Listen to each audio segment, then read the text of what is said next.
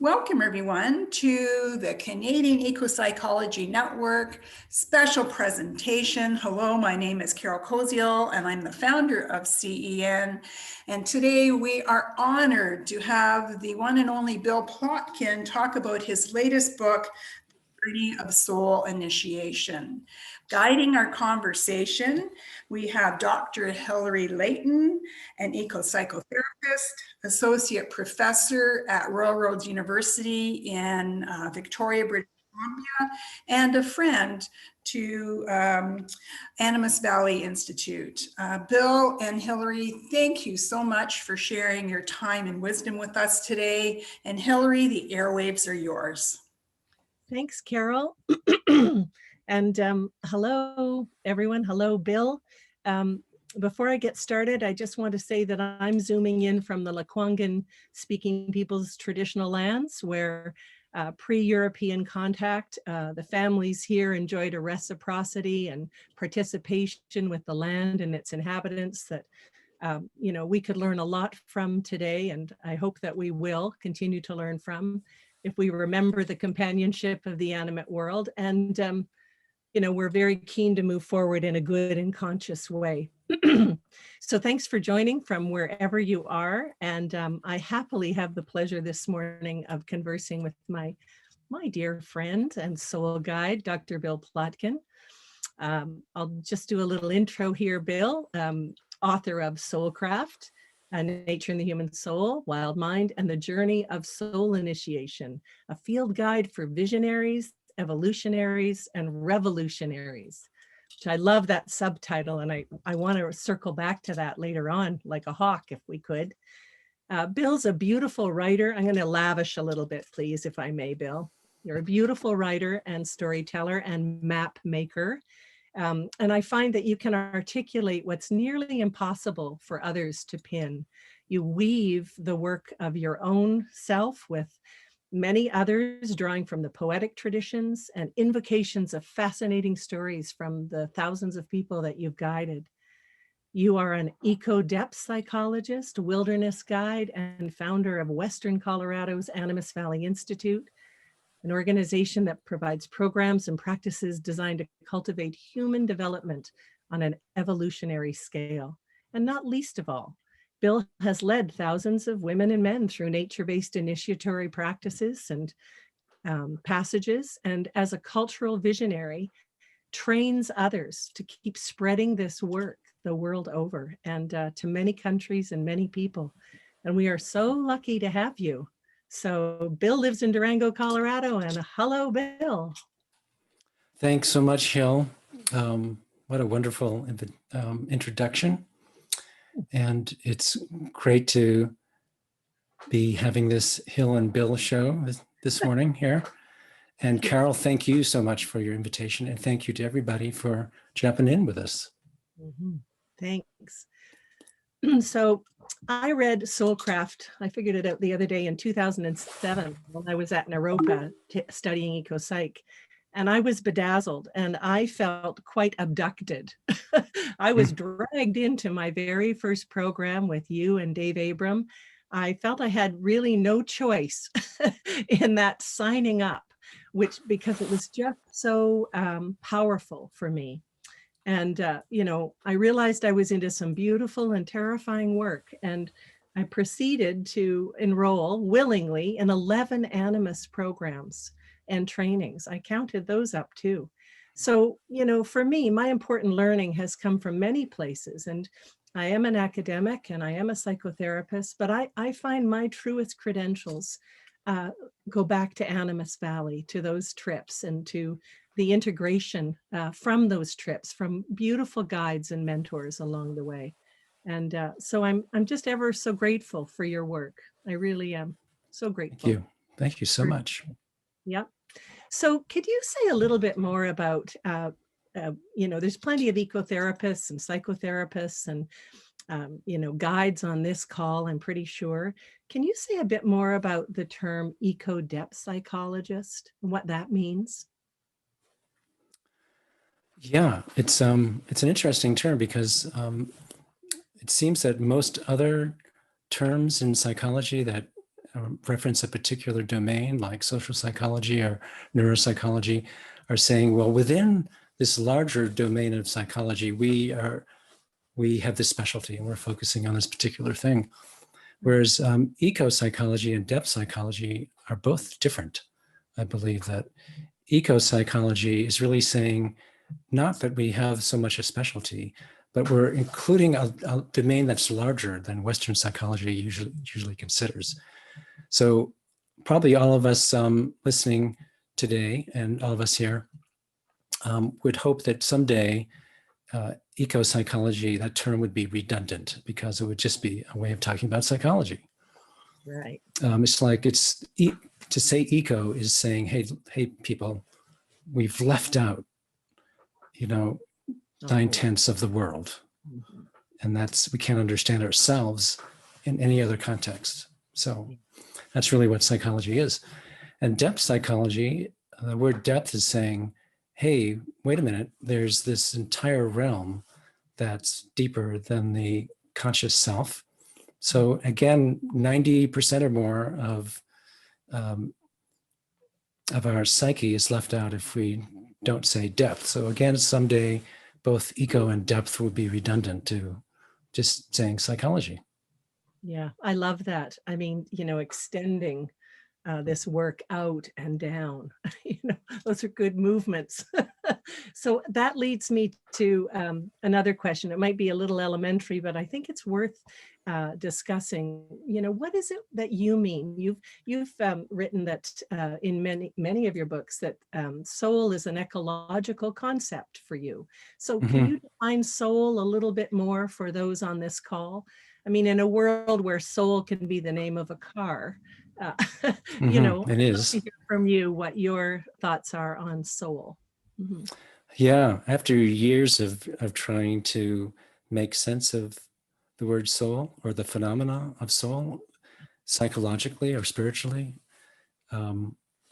it occurred to me, as you said, that it's really an ecological concept. And that's one reason I suspect Western psychology has had a hard time getting very clear about what in the world do we mean by soul anyways. The word is used so many different ways. Mm-hmm. So yeah, my definition is really simple. It's an ecological concept, and it's simply this: the soul of anything is its unique ecological niche. Mm. Everything on the planet, if not the cosmos, comes into being with a particular purpose or place or ecological function, has a particular giveaway for the rest of the world. And for me, that's the notion that makes most sense to hang the word soul onto. Mm-hmm. Because, well, let me say it this way, that some people, when they hear my definition, unique ecological niche, they say, well, Bill, that's fine. You can define it any way you want, but you've changed the topic. That's not what we mean by soul. And I come back and say, well, hold on a second. If you just look at the connotations of the word soul, in almost every case, the word soul implies something about depth and something about meaning and deepest purpose. That's how we use the word soul in English. And so it seems to me that our deepest meaning and deepest purpose comes from our place in the larger Earth community, which is what I mean by soul, a unique ecological niche. So to me, that definition fits perfectly with the connotations of the term. Yeah. So, I'm getting the sense of this uniqueness, but this collective. So it's both unique and individual, yet it's, the niche is unique in particular, but the soul itself is this extension, a world ensouled.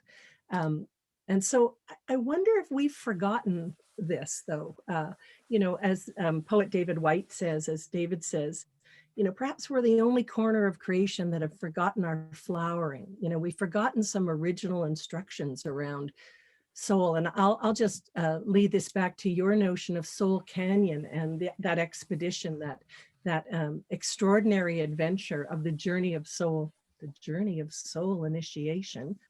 Beautiful book, a beautiful truth in this book. How did this journey, this notion get forgotten? How did we forget? How did this loss occur, that we've forgotten this about our purpose, our niche, let's say, our eco niche, why we're here, what we're to do? Yeah, boy, that's a very core question, really big one to respond to. Let's see if I can do it briefly. There's something my colleagues and I refer to as the sacred wound of the human species. And it happens to be also, we could also call it our greatest power. And it's our mode of consciousness. It's our capacity for conscious self-awareness. And a lot of people say, it makes sense to me, that we're a relatively young species and we're still learning how to be human. We're still learning how to embrace and properly use this great soul power we have, which is this capacity for self-awareness, conscious self-awareness, which is to say we have egos. We're aware of ourselves. And it seems that going back thousands of years, and certainly after the agricultural revolution, it became possible to hoard. And you might say we all as humans have the capacity to do that. But when there came to be tribes in which there was a ruler, a person in a leadership position who decided that hoarding would be a great idea, what happened soon enough after that is that society might decide that they would like to have the lands and to enslave the people of nearby tribes. And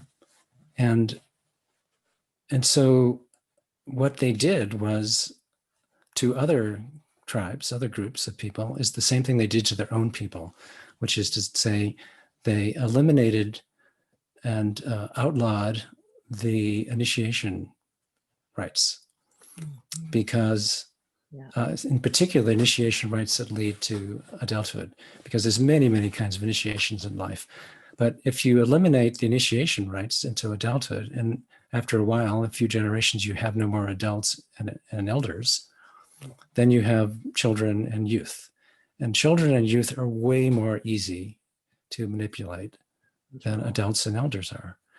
And so starting again, thousands of years ago, in the cases of most contemporary cultures, the initiation processes were banned, and the people who knew how to guide those processes were eliminated, were murdered.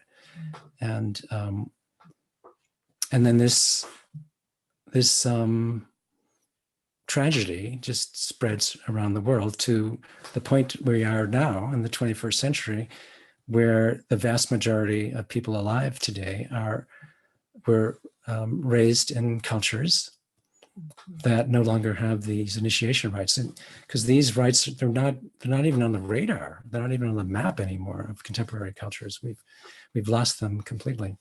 We don't even speak the language of initiation, really, unless there's certain religions that might, but it's just specific moments in time. It's not so much soul calling, it's more of a kind of a formulaic thing. So you're right. Yeah. We don't even have really the word initiation so much in our discourse, unless we think about some of the really egregious initiations that really aren't that in military life and some other places. But this loss and forgetting, this what you say, arrested human development. We've just not had a way through. Can you say a bit more about that? Should I maybe? Yeah, no, go ahead. I was going to think about the slide we have to show, but I think that Okay. next. Yeah. Okay.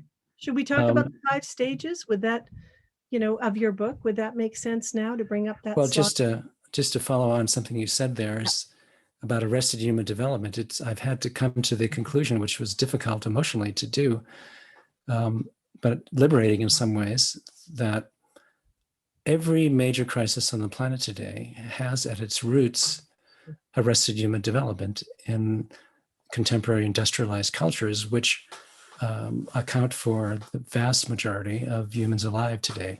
That there may be some healthy nature-based indigenous cultures left. I mean, some of us know that there are, but they're well hidden, and hope they stay that way.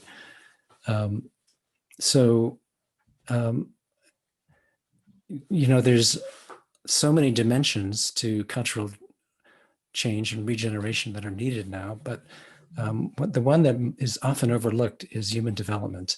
And the particular piece of human development, which is the initiation process through adulthood, is virtually completely off the map. So in this new book, The Journey of Soul Initiation, is primarily actually about one particular spiritual adventure that is a necessary component of the journey of soul initiation. And I call that the descent to soul. The journey of soul initiation is typically several years long. It's not a rite of passage. And it's not therapeutic. It's in many ways counter-therapeutic. And the descent to soul, which is a particular experience that needs to happen at least once during the journey of soul initiation. It can happen more than once. It can happen after the initiation process, is this descent to soul. And that's been our primary focus at Animas Valley Institute, is understanding what in the world this is, and learning to guide it and training others to guide it. So of course you see this slide here, it's from the book. And you'll see there's 5 phases to the descent to soul. People often think what we do at Animas is a rite of passage, but we actually virtually never guide rites of passage, which have 3 phases. The descent to soul has 5. It's also not at all what Joseph Campbell meant by the hero's journey. He also had 3 phases, which were based on Arnold van Gennep's notion of the rites of passage. To us at Animas, rites of passage are really, really important, but it's not the same as the descent to soul or the journey of soul initiation, which starts with a rite of passage we call confirmation and ends with a passage, I should say, and maybe a rite of passage called soul initiation. Okay, so this slide shows the 5 phases, and it, as Hill said, it's the image we call Soul Canyon, because the descent is going into the depths. And so the preparation, that's kind of obvious. I mean, the details of what's involved, maybe won't get into right now. But once the preparation essentially gets us to the edge of Soul Canyon, and then we look down into that abyss and are terrified and also deeply, deeply allured to go down there. There's this deep longing. There's an experience of the call, as Joseph Campbell referred to the call to spiritual adventure. That's one place where my map and Campbell's overlap. So, but there's also some kind of a deep personal crisis at that point, when we realize that not only is it true that the way we've understood ourselves, our social identity and our maybe our vocational identity and even our religious identity, not only is that crumbling, but something even more profound is happening, which is that our belief or our faith that we'd ever be able to understand ourselves in any significant or primary way in terms of a social role or vocation is gone. That there's just not, that we realized that was what I would call an early adolescent way to understand ourselves. And I should say that here that it's my understanding, early adolescence, I mean a psychological stage that starts at puberty, but in the contemporary industrialized worlds, does, for most people, maybe 80 to 90% of people, it never ends, that we never get out of early adolescence because of developmental deficits from childhood, actually. So, okay, back to the map here of the descent. Back to the dissolution piece. I mean, you know, when people hear this and the words dismemberment, I remember working at marketing at Animas, and I remember thinking, you know, do we put dismemberment on the brochure? Because really, that's not where people say, sign me up. And yet, of course, this is, you know, such an intrinsic stage and such a necessary stage. And yet it can seem so terrifying, you know, for someone who hasn't gone through this. Yeah, it just sounds terrifying. And it's one way to, people often ask me, well, how do I know when I'm psychologically or psychospiritually prepared for the descent? And my answers are that you will be both terrified of this dismemberment or dissolution experience, but you also have this deep, deep longing for that experience. And when you're really ready is when the longing, the day that the longing gets stronger than the terror. That's the day when you're ready. So the reason we call it dissolution is because the second metaphor or analogy that we use for the descent, the first one, of course, is Soul Canyon, but the second one is the experience of caterpillars, of moth or butterfly species. And probably everybody knows that when the moth caterpillar is in the cocoon, or the butterfly caterpillar has turned its own body into a chrysalis, then the caterpillar body dissolves, literally becomes caterpillar soup. And so that's, its identity as a caterpillar is gone. And it's not the same as what caterpillars go through earlier in life, which is a series of moltings in which a caterpillar sheds its skin and grows a larger one. And the analogy there for us at Animas is that in early adolescence, we go through moltings. Right. And they're very profound experiences in which we change our social role, maybe our social circle, maybe we change our job or our religious faith, or maybe we move from one place in the world to another place, and start out our continued life, but with a more authentic early adolescent identity, which is to say a social and vocationally defined identity. So those are moltings, but dissolution is a very different thing, which you can easily get if you think about a caterpillar, that shedding a skin is profound enough, but dissolving the caterpillar body and there'll never again be one is something else. Well, that something like that happens for us humans on the descent to soul. Yeah, tightly wound in the cocoon and in the dark. Yes. And then what happens for the caterpillar, and this corresponds to the soul encounter phase, which is the middle one at the bottom of Soul Canyon. What happens once the caterpillar body is soup is that there are these cells, these biological cells in the were in the caterpillar body from the beginning, which biologists call imaginal cells. And for them, imaginal is a biological term referring to the adult of the species, which biologists call an imago. So the imaginal cells are the cells that have the capacity to transform the recyclable materials of a former caterpillar body into a butterfly or a moth body. So at Soul Encounter, you might say the former caterpillar has a vision of its adult form of the butterfly or the moth. And that's the moment of soul encounter. And for us humans, our bodies don't literally dissolve, but we have a visionary experience or a revelation. We have some experience that shows us in a metaphorical way what our unique ecological niche is.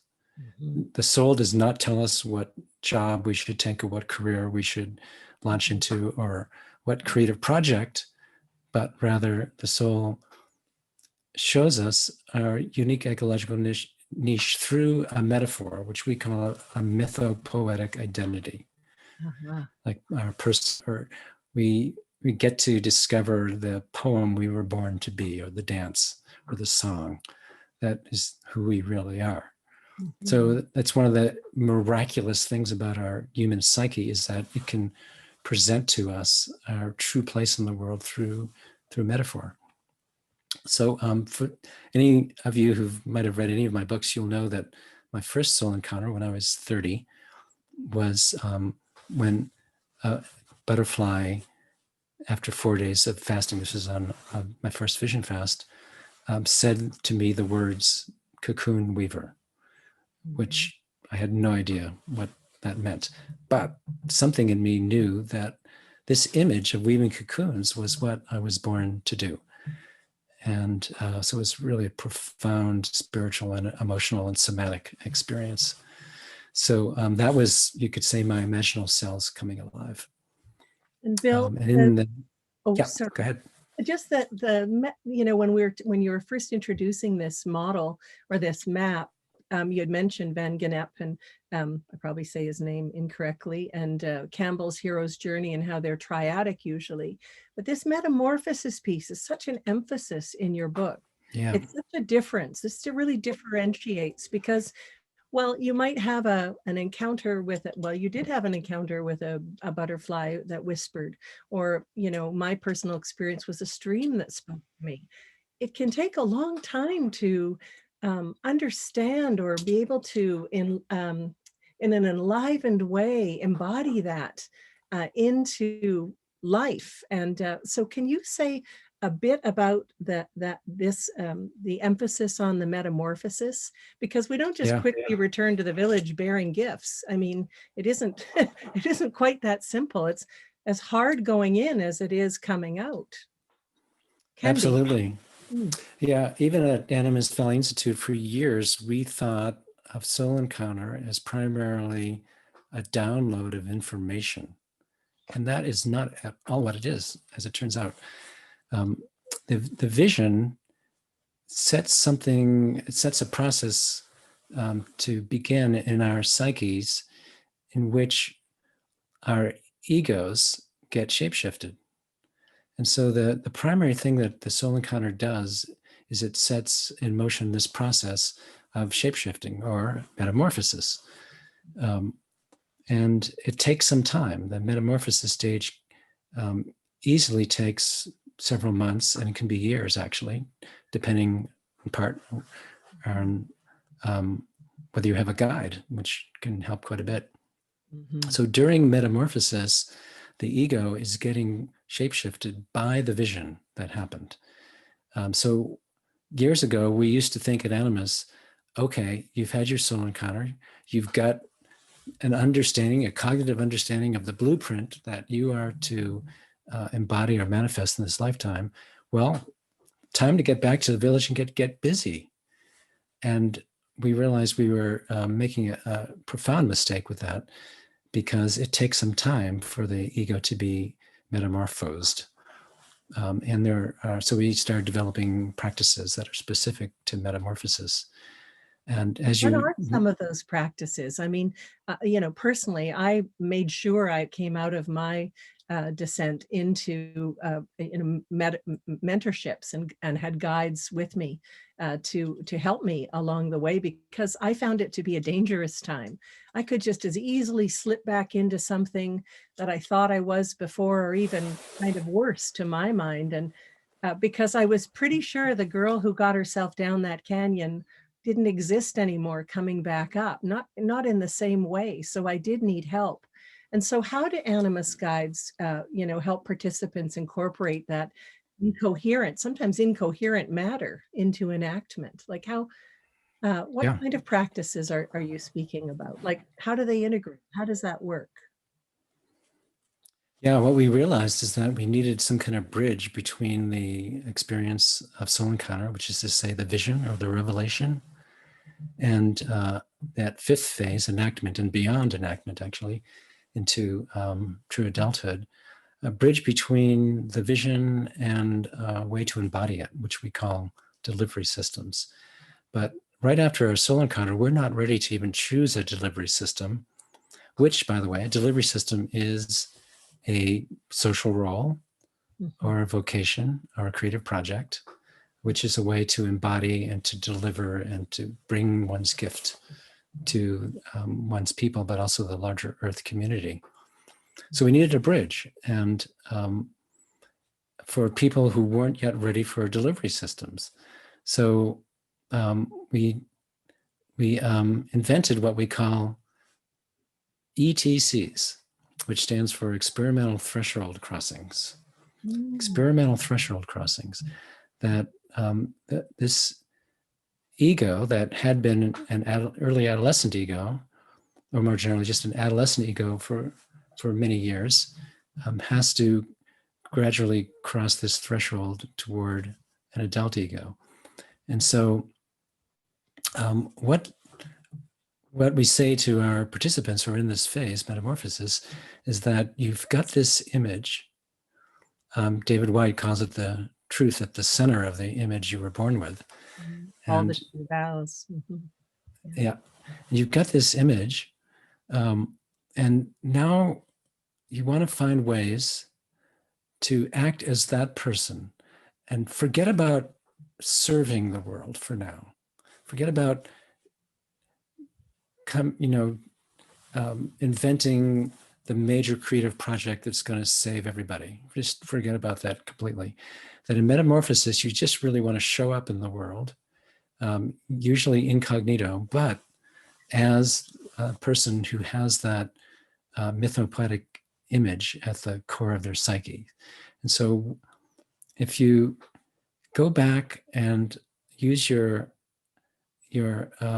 imagination, including your somatic imagination, to remember what you felt in your body at the moment of soul encounter, and invite yourself to be that person. What would you do today or this week? What kinds of things would you do? How would you show up in the world? What kind of conversations would you start with other people? What kind of community meetings would you go to? What are the ways you'd express yourself? And like, again, it's not dependent on being in a canyon or being in a wild place. It's a living presence in you. Among your people. Yeah, among Yes. people.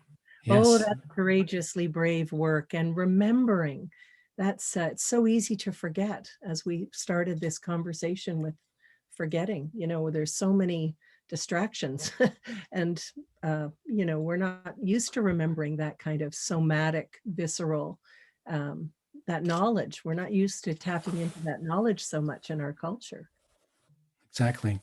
And one way to understand how absolutely essential the phase of metamorphosis is, and not to rush it, is think about the caterpillar in that chrysalis or cocoon. After the imaginal cells wake up, which is to say the caterpillar's soul encounter, it has some time. It needs to stay in that cocoon because there's no butterfly body yet. There's just still soup. And so the butterfly body takes some time to form. That's metamorphosis. And if the cocoon were to break open, or the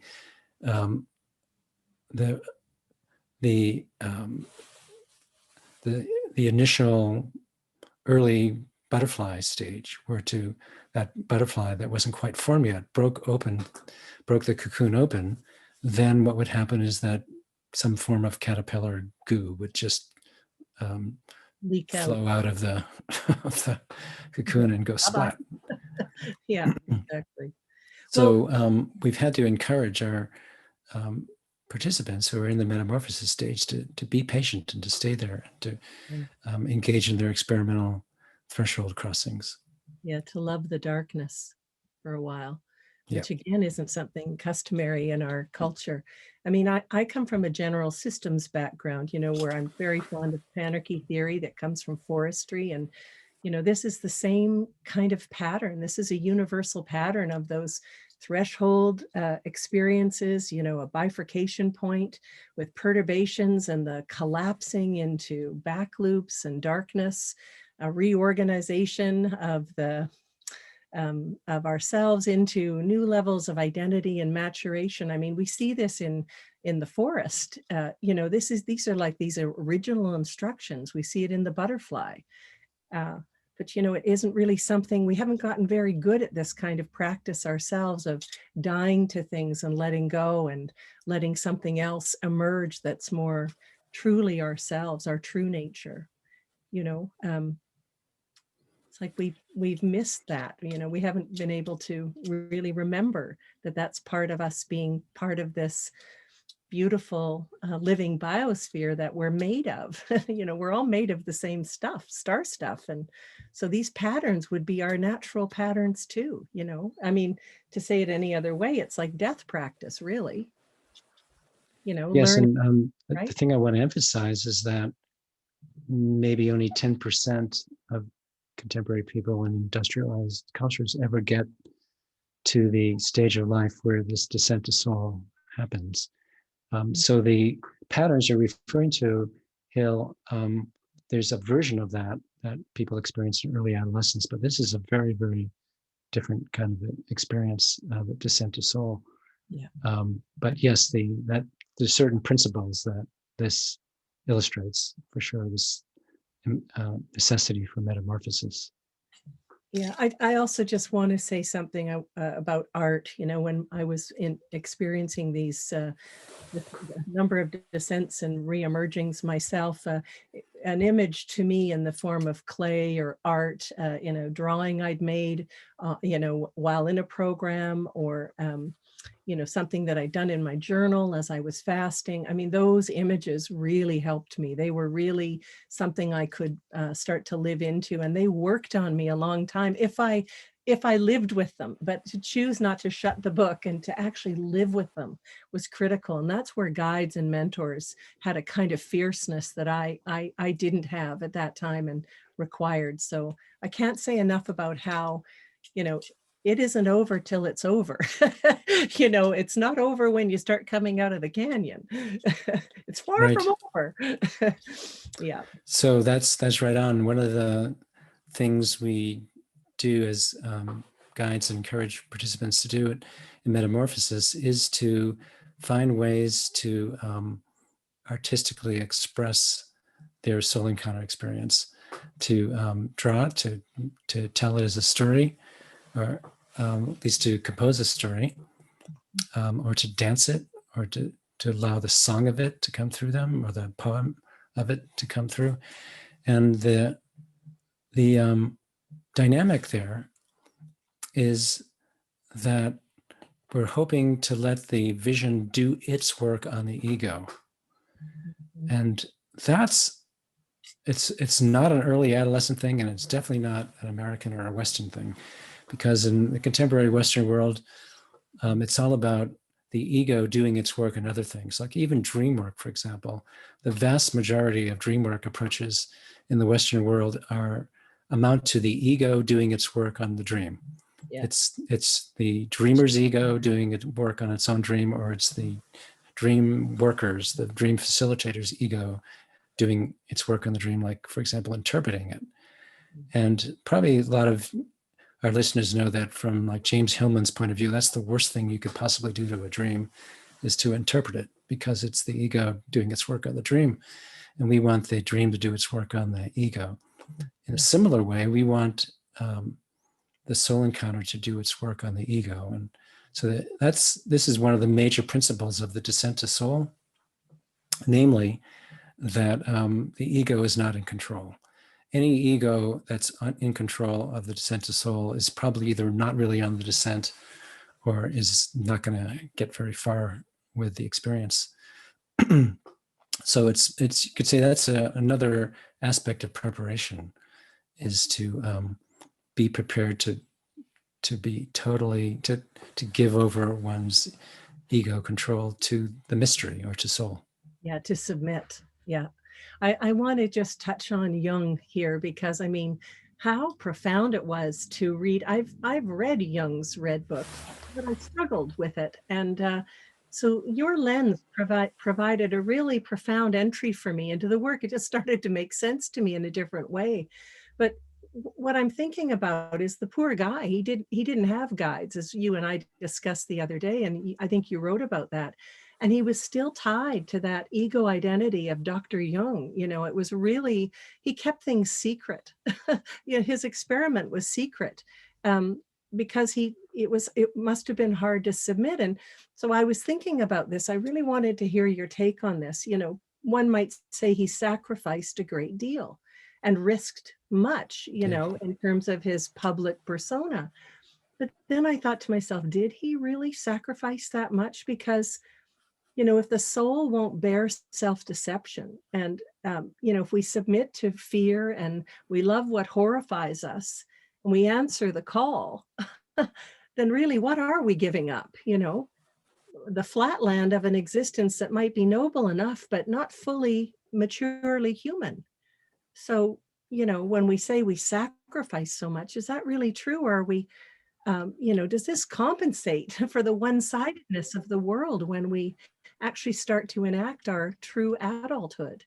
So I'm just curious about what you think about the sacrifice and the risks and, you know. Yeah. That kind of thing. Yeah, it's true that it's a profound sacrifice, and true that it's not one at all. Both are true. And we get these contrary positions as very common in the soul journey. So from the perspective of the initiated adult, which is to say the ego, on the other side of this descent to soul, on the other side of the journey of soul initiation, no, I didn't really sacrifice, because what I left behind was really limiting. But from the perspective of the ego, with his or her toes wrapped around the very top of the ledge above Soul Canyon and about to go into free fall, it's a total sacrifice, absolutely. And Jung, he sacrificed his professional standing. He sacrificed his position with Freud. Yeah. And he risked his sanity. And we can say that in some ways he did go mad for a while, but it was a necessary kind of madness that we all need to go through on the descent. He sacrificed everything. What's T.S. Eliot's phrase? At a cost, nothing less than everything. So for the ego on the way down, it's a 100% sacrifice, absolutely. And there's no guarantee that of any particular outcome. There's no guarantee of physically surviving the journey.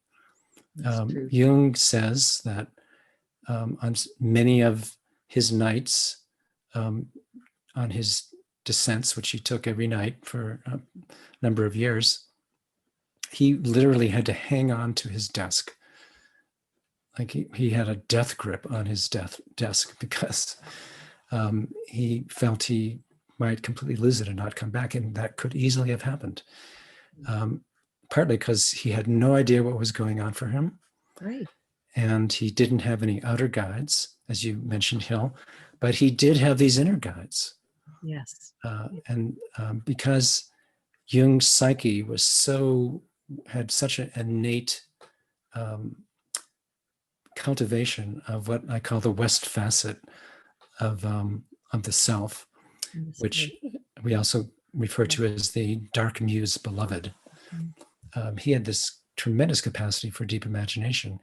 And so he had this series of guides who taught him things that he knew absolutely nothing about and was completely beyond his ken. The first one was Elijah and Salome. And then later Elijah morphed into Philemon, which is a name that probably everyone recognizes. And then Philemon later morphed into a guide called Ka. So he did have these inner guides, and thank God he did. And that's partly how he got to this notion of the objective psyche. Actually, Philemon taught him about the objective psyche. Philemon said that these images, these experiences you're having are absolutely real, and they're completely independent of your ego. They're from your psyche, or maybe the larger psyche of the world, but your ego not only has no control over them, it doesn't originate with your conscious self. The beautiful turn with Salome to loving what horrified him, what was so, beastly, to turn to love that one. I mean, I see that as such a incredible movement, such a pivot to Mhm. embracing our shadowy sides, to embracing the disavowed, dangling aspects of ourselves that need to be brought in and integrated. I mean, it's just beautiful to read, and it's beautiful to read in your, woven into your stories in your book. I just think it's such a beautiful, there's a beautiful truth to it. So I really want to Thanks. thank you for that. I know we're starting, we said this would happen, that an hour would just go by in no time. So I have a couple of things, and I want to get to a few of the questions that other people have Yeah. asked. So I'll save my last question for the end, but a couple questions came in from the audience. And one of them was, could you please touch on ethical considerations around the appropriation of initiatory practices of Indigenous people? And that's a question we received beforehand. Yeah, it is an ethical concern issue, and it's also a practical one. That if the journey of soul initiation is about anything, it is about authenticity, and really deep authenticity. Yeah. And if we borrow, especially without permission, but maybe even with permission, if we borrow the traditional practices and ceremonies of other peoples, then there's some question about how deeply our authenticity is in the very methodology. And so that's why I say it's also a practical issue, because the practices and maps of other peoples are not likely to work as well, if at all, for us. And there's also the ethical consideration. So from the beginning of our work, one of maybe our number one guiding principle was that we were going to do our best to invent a contemporary Western nature-based approach to this journey of soul initiation. And so much of what we've learned and are incorporated is from Western mystery traditions. Mm-hmm. And the pieces of our work that have some resonance with Indigenous traditions are the pieces that you find in all cultures, including our own Western cultures, like the solo fast, which we, of course, we find in our own Western religious traditions, or dream work, or deep imagery work, which is that's the primary approach that Jung developed. He called it active imagination. So we feel it's absolutely essential at Animas that we would not be borrowing from other Indigenous traditions, and we didn't and haven't. And it's primarily, it's a Western, contemporary Western approach. Mm-hmm. Thank you. So I think you've answered this a little bit during our conversation when you were talking about the descent to soul and, what it is and what it isn't. But one of the questions was, will these teachings and principles work with young people? This was a woman who wanted to share it with her granddaughter, or a man who wanted to share it with their granddaughter who was 15. And you alluded to it, but perhaps you could speak to this question. Yeah, it would work for young people if they happen to be in that stage that comes after early adolescence, the psychological stage, which I call the cocoon, which is late adolescence, which again is a stage that 80 to 90% of contemporary people never reach. And teenagers virtually never. I don't know if I've ever met a teenager who's reached that stage. Although I believe that our psyches are programmed, if you will, to reach that stage in our mid to late teens. But because of our contemporary cultures and the fact that this journey is completely off the map, we virtually never see it. I don't know if that I've ever seen it. So the people who come to Animas Valley Institute who are ready for the journey tend to be in their mid-20s at the absolute youngest. I mean, we have younger people come, but the younger ones just aren't ready for the journey yet. And much of our work and the development of our work has been creating ways to help people prepare for the journey. And we think it's our experience that people can prepare often in a matter of months, depending on how much personal development they've done before they got to us. So the shorthand version of my answer is no, this is not for teenagers. It's not for 80% of people in their 20s, 30s, 50s, and later. And again, it's not a therapeutic experience. It's not a healing experience. And by the way, it's not shamanism. It's not Jungian analysis. Yeah. It's not a nature connection experience, which is essential as part of the preparation, but it's not that. And it's not an upper world spiritual experience of non-duality or oneness with the divine. It's a very, very, very different sort of thing.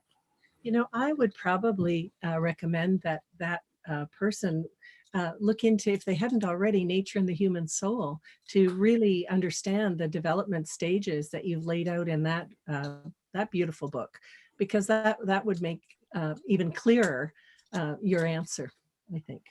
Yeah. And then the third question is, it would, and it in that book. Sorry. Go ahead. I was just going to say that book will also give people a sense, at least my sense, of what a healthy childhood looks like, both early childhood and middle childhood, which if it's not healthy, then we're not going to have a healthy early adolescence. This is a perfect segue to the last question, which is about guidance as a passage to elderhood in a world without elders. So, I mean, that book again has some beautiful exemplars, Joanna Macy, Tom Berry, people who have, were reaching, and yourself at this point, reaching elderhood. Sorry, Bill, but we're all getting there. I have my elder hair now. I don't know if that works. Hair it is, but where will we find guidance for this passage to elderhood if we are bereft of elders? Yeah, this is a really difficult thing to say, and probably more difficult to take in, that the only way to get to elderhood is through true adulthood. Mm-hmm. If you think about it, maybe that's pretty obvious. And if it's the case that somewhere around 90%, or actually more, of contemporary people never make it to true adulthood. I mean, some get into the cocoon, maybe 10 to 20% of people get into the cocoon stage, but it's possible to get stuck in that stage. I think a lot of my generation that made it to the cocoon got stuck there. Yeah. By my generation, I'm talking about the hippie segment of baby boomers. Yeah. We got into the cocoon often with the help of entheogens or psychedelics, but we didn't know what to do with it and got stuck there. Okay, so if you have to go through adulthood, which is, there's two stages of adulthood on my map, the soul-centric developmental wheel, which is in that book, Nature and the Human Soul.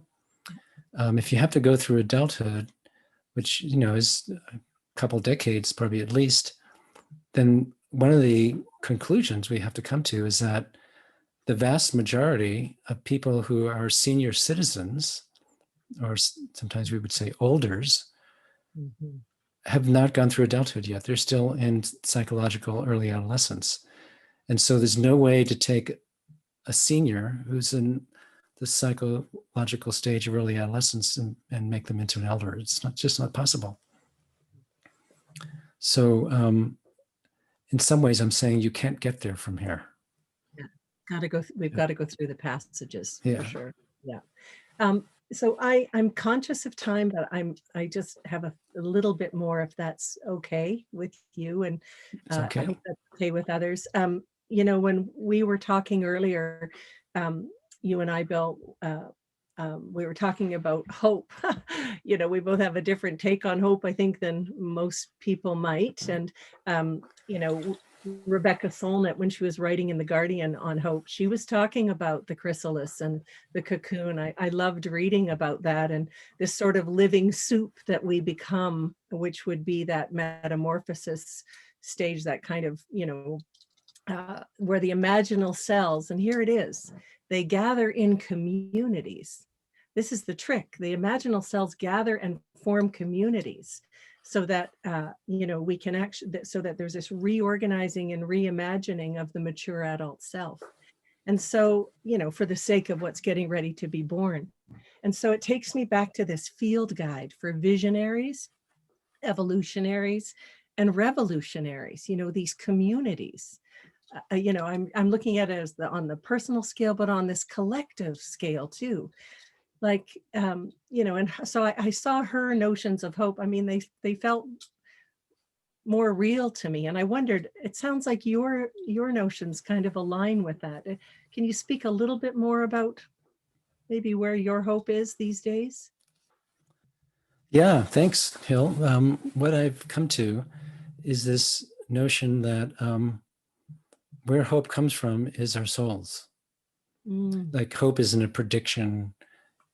It's not very profound if it's merely a prediction that it's going to work out well, and especially because somebody else or other people are going to take care of the problems. But hope actually comes from our souls, because think about it. If you'll accept my definition, at least for a moment, do a little experiment here, a feeling experiment, that that the soul is our unique ecological niche that we were born to take in this lifetime, then you could say that mystery gives birth to us, or earth gives birth to us. And who would earth be giving birth to at this time in the world, in the human species? It would be giving birth to people who have the capacity to be visionaries, evolutionaries, and revolutionaries, to address the very crises, the very ultimately profound crises that we're all facing and the whole planet is facing right now. And so each one of us, from this perspective, is or was in fact born as having a piece, our own individual small piece of exactly what the earth needs now.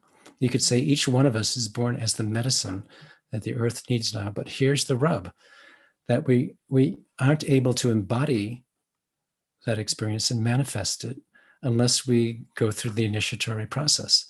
And let me add, in case people might misunderstand my perspective, you don't need Animas Valley Institute to go through that.